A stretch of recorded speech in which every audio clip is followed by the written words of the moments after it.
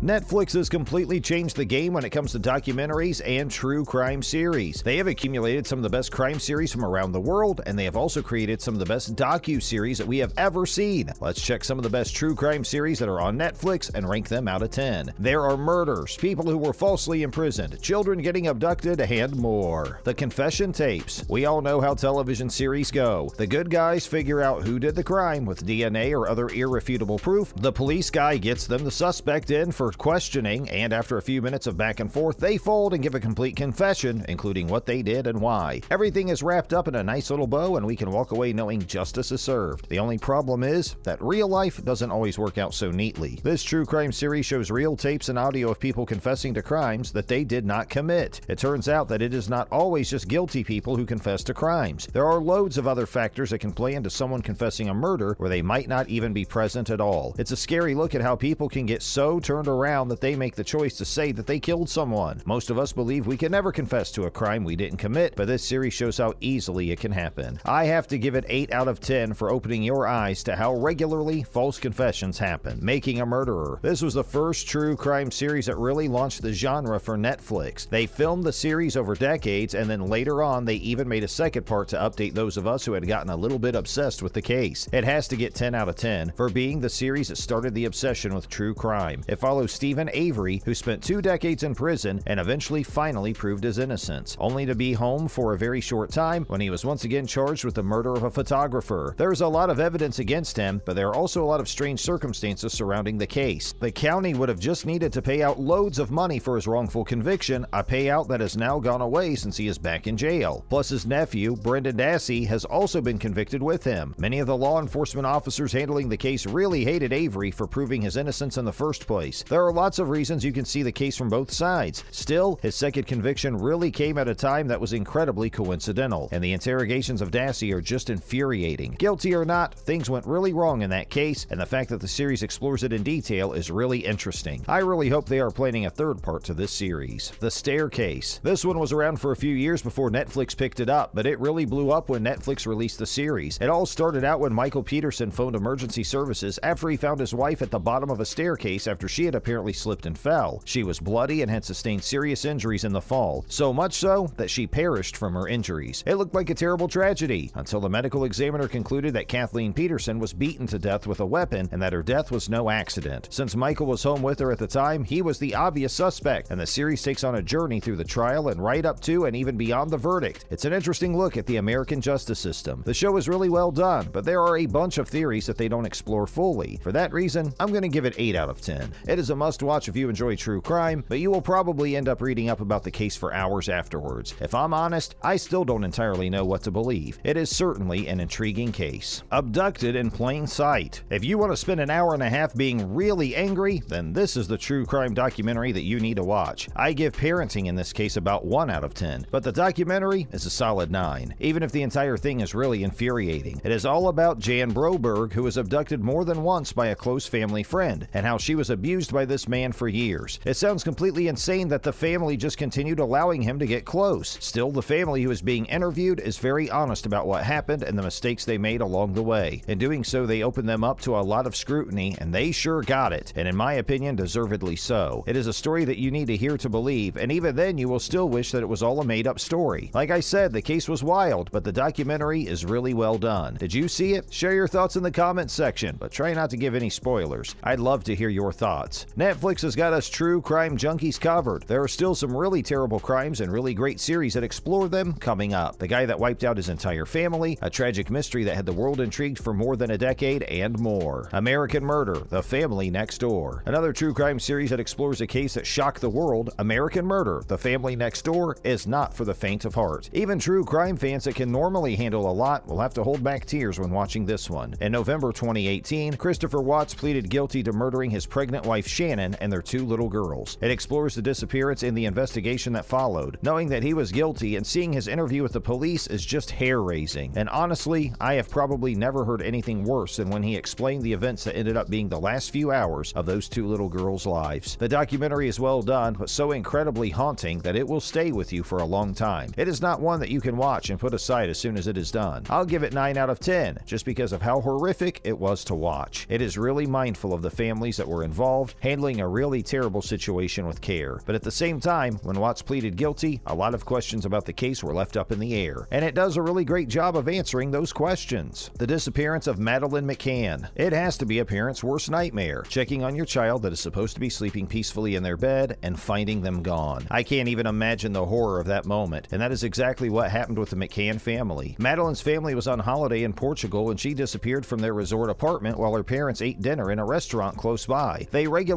checked on the kids, but Madeleine disappeared. The case was heavily publicized. The police at the time made it very clear that they blamed her parents, Sherry and Kate, and the media ran with it without any evidence. This real crime series does an incredible job in reporting both sides of the story and helping you get a very clear picture of the events that happened in the 14 years since she has disappeared. It is heartbreaking to know what her family has had to go through, but the series is fascinating. I have been following this story right from the moment that Madeleine disappeared, and there were still a lot of facts that were shared in the series that I never knew about. It is a very detailed account of the events, probably more detailed than any report that has ever been on the case, but I'll give it 9 out of 10, only because I would love an update, and also because the McCanns reportedly weren't on board with the series being made. I Am a Killer. Both the original series and the spin-off series I Am a Killer released give really great insight into the minds of murderers who are awaiting their execution. It gives access of these criminals that many of us would never have any other way. They tell their stories without any lawyers or trying to claim their innocence. Many of the stories are pretty horrible, but it is interesting to watch and get a look inside their heads. Most episodes are done really well, and with so many episodes to choose from, I have to give it a 10 out of 10 for not holding anything back. It is a must-watch for true crime fans. Which Netflix true crime series or documentary is your favorite on Netflix? Share them with us in the comments. Thanks for watching.